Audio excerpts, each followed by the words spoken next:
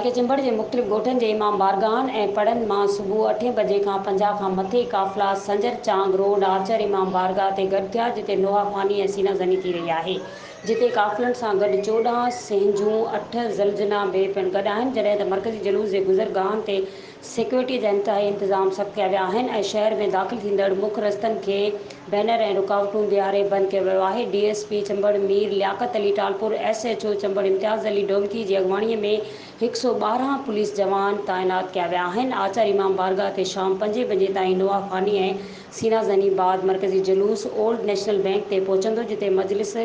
अज़ा बरामद थियण बाद मरकज़ी अंजुमन हैदरी चंबड़ अॻियां ज़ंजीर ज़नी जो मातम कयो वेंदो, जंहिं खां पोइ शाम 7 बजे अंजुमन हैदरी में